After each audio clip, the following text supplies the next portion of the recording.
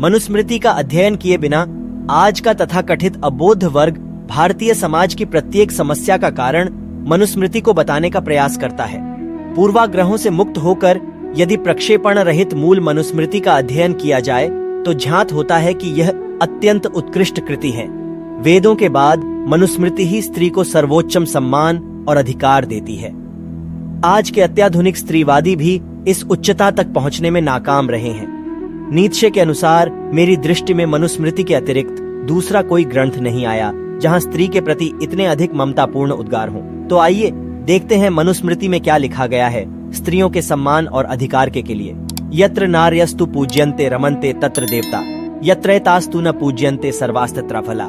क्रिया अर्थात जिस कुल में नारियों की पूजा अर्थात सत्कार होता है उस कुल में देवता अर्थात दिव्य गुण, दिव्य सुख समृद्धि निवास करते हैं और उत्तम संतान होते हैं, और जिस कुल में स्त्रियों की आदर सम्मान नहीं होती है वहां उनकी सब क्रिया निष्फल हो जाते हैं। पितृभिर भ्रातृभिश्चैताः पतिभिर्देवरैस्तथा पूज्या भूषयित व्याश्च बहु कल्याणम ईप्सुभिः। अर्थात पिता, भ्राता, पति और देवर को अपनी कन्या, बहन, स्त्री और भाभी आदि स्त्रियों की सदा यथा योग्य मधुर भाषण, भोजन, वस्त्र, आभूषण आदि से प्रसन्न रखें। जिनको कल्याण की इच्छा हो वे स्त्रियों को क्लेश कभी न देवे। शोचन्ति जाम्यो यत्र विनश्यत्याशु तत्कुलम, न शोचन्ति तु यत्रैता वर्धते तद्धि सर्वदा। अर्थात जिस कुल में स्त्रियों को कष्ट होता है वह कुल शीघ्र ही नाश हो जाता है, और जहां नारियों को सुख होता है वह कुल सदैव फलता फूलता है।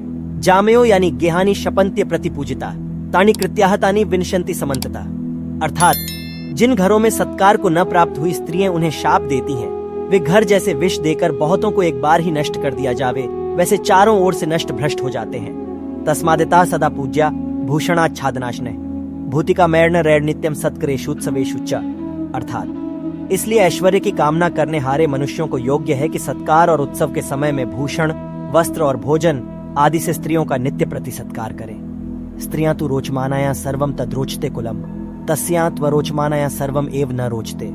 अर्थात स्त्री के प्रसन्न रहने से सब कुल प्रसन्न रहता है और स्त्री के अप्रसन्न रहने से सब कुल अप्रसन्न रहता है। मनुस्मृति से जुड़े तर्कपूर्ण समाधान के लिए एक्सुद्रा चैनल को सब्सक्राइब करें और वीडियो को लाइक, कमेंट, शेयर अवश्य करें। जय मनु महाराज।